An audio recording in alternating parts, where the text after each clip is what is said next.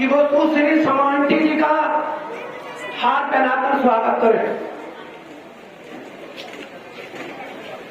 अब मैं धर्मेंद्र शर्मा जी से अनुरोध करूंगा कि वो भी नागर जी को हार पहनाकर स्वागत करें।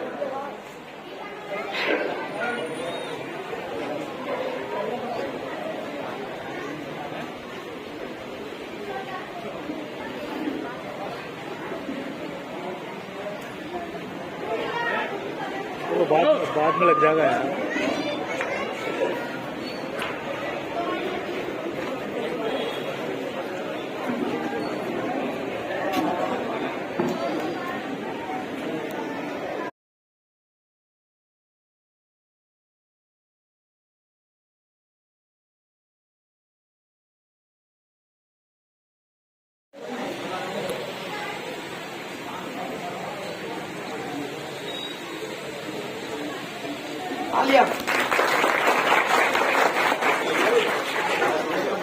प्यार और नम्रता सिखाता है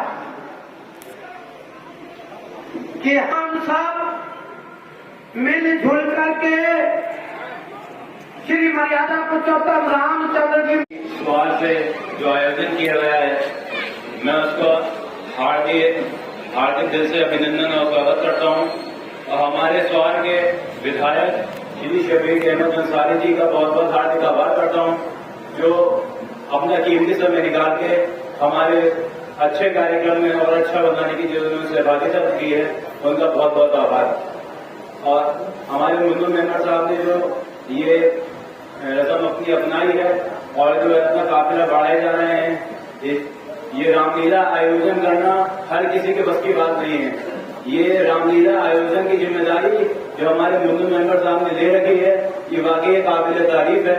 और मैं कोशिश करूंगा, मुन्नू मेंबर साहब से उम्मीद है, ये आयोजन आगे भी लगातार चलता रहेगा, हर साल होता रहेगा। आपका बहुत बहुत आभार, धन्यवाद। श्रीमान शफीक अहमद अंसारी जी का बहुत बहुत शुक्रिया कि वो हर साल रामलीला की रौनक बढ़ाते और हमारे व्यापार मेला के राष्ट्रीय अध्यक्ष माननीय संदीप अग्रवाल सोनी, जिन्होंने स्वार आकर अपना कीमती वक्त रामलीला सनातन धर्म कमेटी को दिया। और जिस तरीके से हमारी स्वार की रामलीला संपन्न होती है, हर साल की तरह में मुझे ये उम्मीद है इस साल पहले से भी और ज्यादा बेहतर और अच्छी होगी। इसी के लिए आप सब लोगों का शुक्रिया, विधायक जी का शुक्रिया, राष्ट्रीय अध्यक्ष जी का शुक्रिया और हमारे रामलीला कमेटी के अध्यक्ष शंकर लाल राठौर जी का भी बहुत बहुत शुक्रिया और हमारे मुन्नू मेंबर साहब का, अर्जुन ठेकेदार जी का नमस्कार, आभार। रामायण के रचयिता, लवकुश के शिक्षक, सीता माता के रक्षक, करुणा के सागर भगवान वाल्मीकि जी के चरणों में नमन। उन्हीं के साथ साथ इस पृथ्वी पर पहला ग्रंथ रामायण को हिंदी में डब करने वाले, हिंदी में डब कर रामचरितमानस की रचना करने वाले तुलसीदास जी को भी चरणों में नमन। ये रामलीला का मंचन कोई मनोरंजन का मंचन नहीं है। रामलीला का हर पात्र हमें भाईचारा, प्रेम और मोहब्बत की प्रेरणा देता है। भगवान राम पुरुषों में उत्तम ऐसी नहीं बन गए थे, उन्होंने बड़े संस्कारों पर चलकर हमें यह सिद्ध करके दिखाया था कि पिता के आदर, पिता के सम्मान में हमें कैसे चलना है, हमें अपने माता का कैसे सम्मान करना है, हमें अपने भाई का कैसे सम्मान करना है, जब भी भगवान राम पुरुषों में उत्तम बने। उन्हीं के साथ साथ हमें भक्ति सीखनी है तो हमें हनुमान जी से सीखनी होगी। यह वक्त आने पर उन्होंने सच्ची भक्ति दिखाते हुए भगवान राम को अपना सीना भी चीर के दिखा दिया था।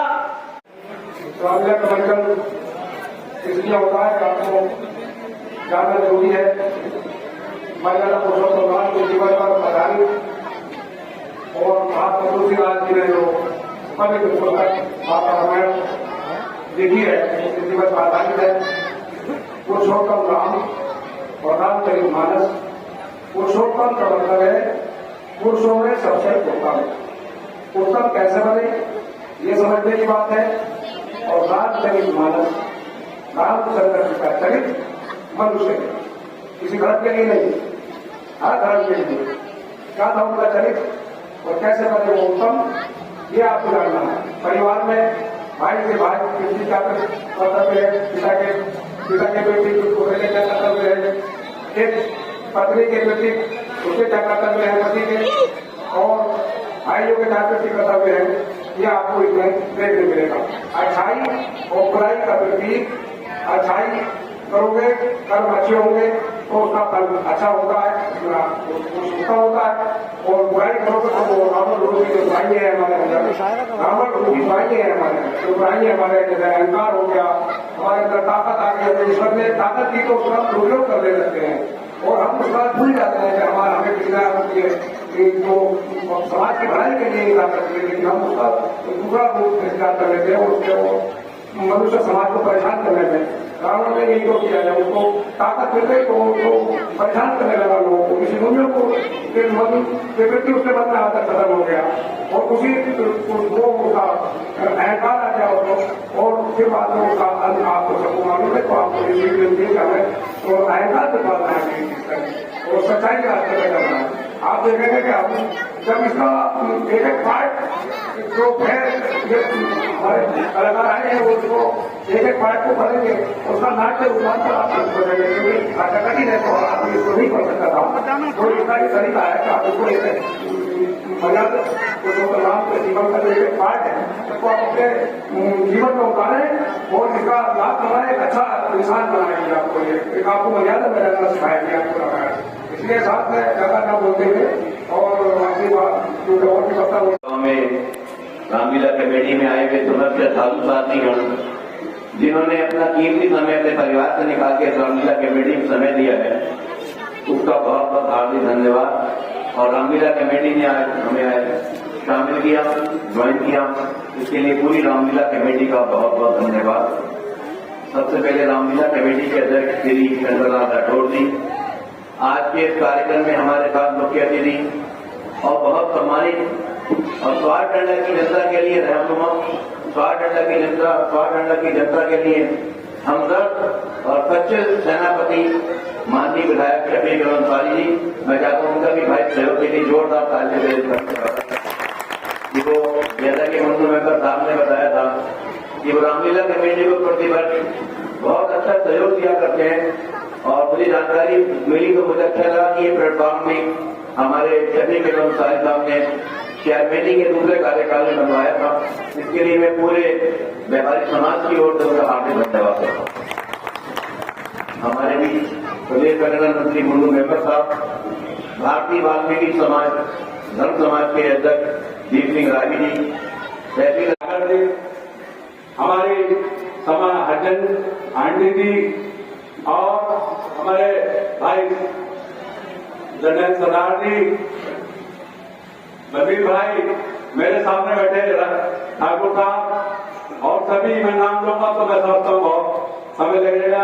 इसमें जितने भी हमारे यहाँ पर साथी हैं, सुरक्षा बल के सुरक्षाकर्मी, सभी उपस्थित साथियों, बुजुर्गों, आज ये प्रत्येक वर्ष की भांति रामलीला का आयोजन किया जाता है। उसमें सभी वर्ग के लोग बड़ी अच्छी तादाद में यहाँ कर अपना मनोरंजन भी करते हैं, लेकिन ये मनोरंजन की बात नहीं है।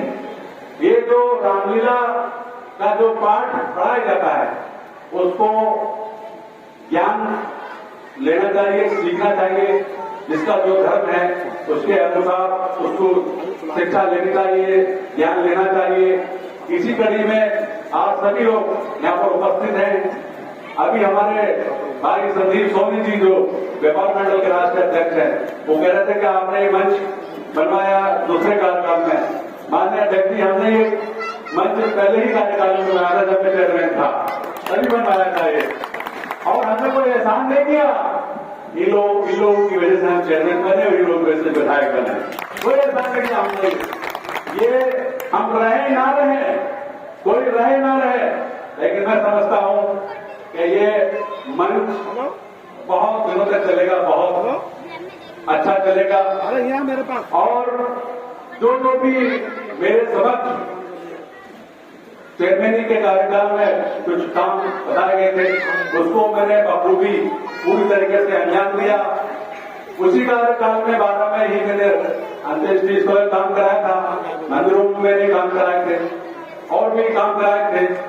अभी हमारा एक बहुत बड़ा काम, बड़ा सी मंदिर, आप सब लोगों को जानकारी होगी कि वो भी बहुत ही ऐतिहासिक बनेगा, जैसे बना इससे अच्छा बहुत बढ़िया मंदिर बनेगा वो, और उस पर काम जारी है। और मैं समझता हूं कि उसके बनने से पहले गीता सैनिका मंदिर भी हमारा बहुत बढ़िया बनेगा। वो भी हमने शासन में उसकी पैरवी की है।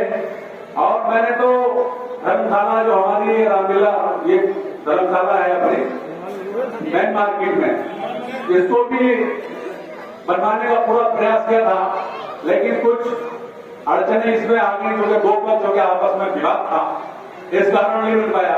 क्योंकि वहां का धर्मशाला के जो कमरे हैं वो बहुत जीर्ण अवस्था में आप सब लोगों ने देखे हैं, नहीं बताओ अच्छा, तो इसलिए उसका बनना बहुत जरूरी है। जो कोई साहब उस पर कह रहे हैं कि नहीं हमारा हो गया, ये कोई भी चाहे मंदिर हो, मस्जिद हो, गुरुद्वारा हो, चर्च हो, कोई सी भी चीज हो, उसमें सबके सहयोग से होता है। अगर किसी ने कोई मूर्ति बनवा दी तो उसके बाद का मंदिर या मंदिर मस्जिद नहीं होगा। हो गया नहीं बताओ होगा। मस्जिद में सब लोग, कोई लेटर डलवाता है, कोई बुनियाद के लिए ईंटें देता है, तो क्या मस्जिद किसी की हो जाएगी? बताओ हो जाएगी? ऐसी ये हमारा धर्मशाला में एक साहब ने उसमें मूर्ति लगा दी होगी पहले कभी, अब उन्होंने उसमें आदर डाल दी, तो वो मैं उनसे भी इस मंच के माध्यम से अनुरोध करूंगा कि धार्मिक कामों में अड़चन नहीं डालना चाहिए, बल्कि सहयोग करना चाहिए। आप सहयोग करें तो वो भी बहुत जल्द, मैं समझता हूं, क्योंकि अगर जैसे रामलीला मंच हो रहा है, रामलीला इसमें काफी कुछ लोग अब यहाँ पर सोने की स्थिति नहीं है। अगर बढ़िया कमरे वहां बने होते तो सब लोग जितने कलाकार हैं वहां जाकर सो सकते थे, बताओ सो सकते थे नहीं। इसलिए मेरा पूरा प्रयास था कि मैं वहां पर गया, मैंने कमेटी के लोगों को बुलवाया, यहाँ पर कन्नू मेंबर साहब भी थे, दीपक नागर जी भी थे, काफी लोग थे। मैंने उनको कहा कि नहीं, इसका हम बड़े मंदिर के साथ साथ इसका भी निर्माण कार्य कराते हैं, लेकिन जो साहब ने विवाद उत्पन्न किया उन्होंने नहीं, ये हमारे बाप का मंदिर है, हमारे बाप ने मूर्ति लगवाई थी, तो इसलिए विधायक के आप रुक जाओ, थोड़ा सा बाद में करा देना। इनका यार ये तो कोई बात नहीं हुई, तो ये तो कोई ऐसी बात नहीं हुई। हमने भी बहुत कई जगह, हालांकि मुझे ये बात नहीं करना चाहिए, मैंने कई मस्जिदों में ऐसा काम किए हैं, तो वो हमारी नहीं हो सकती। हम एक सहयोग राशि दे सकते हैं, धार्मिक स्थल हर किसी का होता है, वो किसी का एक वर्ग एक विशेष कर नहीं होता है, उसमें सहयोग दे सकते हैं जरूर। तो मैं उनसे भी इस मंच के माध्यम से अनुरोध करूंगा कि उसमें हमारा सहयोग दें, और हम उस रामलीला का जो वो उसमें यहाँ के हमारे मंचन के जितने कलाकार हैं, या जो बाहर से बारातें आती हैं, उसको रास्ते का रुकने का, रात को रुकने का इंतजाम नहीं हो सकता है, बहुत काम हो सकते हैं।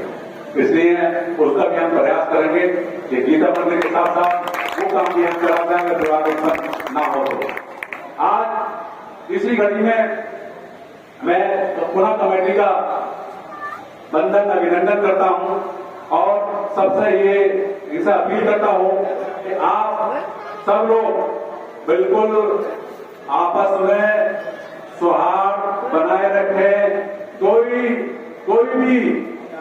कोई भी ऐसी बाधा उत्पन्न ना करें जिससे कि यहाँ पर कोई समस्या उत्पन्न हो। और सभी जितने भी यहाँ पर रामलीला को देखना है, मेरी जहां तक आवाज आ रही हो, आप सब लोग यहाँ पर रामलीला का पूरा आनंद उठाएं, और जो यहाँ को दिक्कत दी जा रही है उसको अमल में लाएं। मैं अपनी बाड़ी को बहुत ज्यादा ना कुछ कहते हुए, क्योंकि कार्यक्रम में हमारे अध्यक्ष को भी रामपुर जाना है और इन्हें के और जाना है, बहुत ही संक्षेप में अपनी बात करता हूँ। और मैं कमेटी को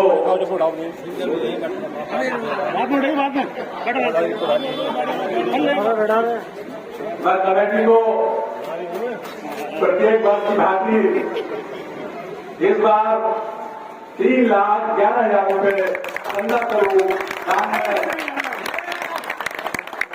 कमेटी को देता हूं। ये मेरा दान स्वरूप स्वीकार करने का कष्ट करें। और भी कोई दिक्कत हो तो मुझे बताएं, हम पूरा सहयोग करने के लिए आप सदैव तत्पर हैं। आज मैं इसी के साथ एक बात और बता दूं, आज ये बलबीर भाई हमारे ओर चाह रहे थे, कुछ कहना चाह रहे थे, ये भी कहना चाह रहे थे, इनके भी वहां पर